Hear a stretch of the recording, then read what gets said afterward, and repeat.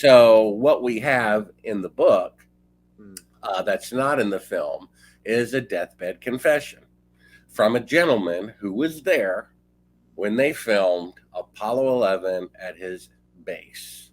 Now, my father was in the Air Force and it was filmed at an Air Force base.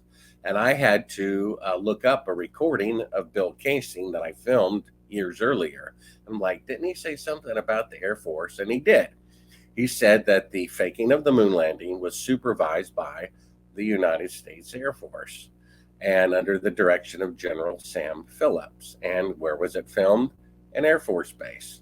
Now, it was filmed according to our source, and I'd like to share a screen and just show his face Yeah, because let me go ahead and do that. Share screen, screen one, pull this over here, share. This is the guy right here.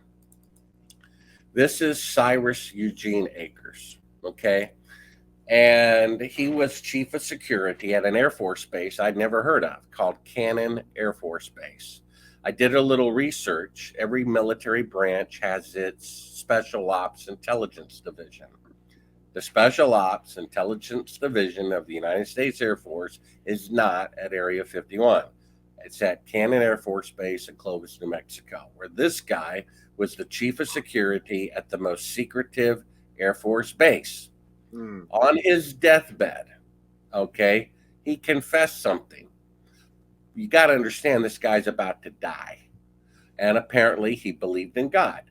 And as best as we can tell from the scriptures, if you confess your sin and renounce them, pledge not to do it again, you'll be forgiven. Yep. So he confessed that he killed somebody personally. He killed a coworker. He killed a coworker because he and this coworker eyewitnessed the faking of the moon landing June 1st, 2nd, and 3rd of 1968. And his friend thought it was morally wrong for them to do it and was going to tell a reporter. We don't know whether he was ordered to do it or whether he did it of his own initiative, but he murdered a coworker. And then he went on to say that the reason why he killed him was to cover up the moon landing fraud, which took place June 1st, 2nd, and 3rd at Cannon Air Force Base in 1968, as you see the Special Operations Division.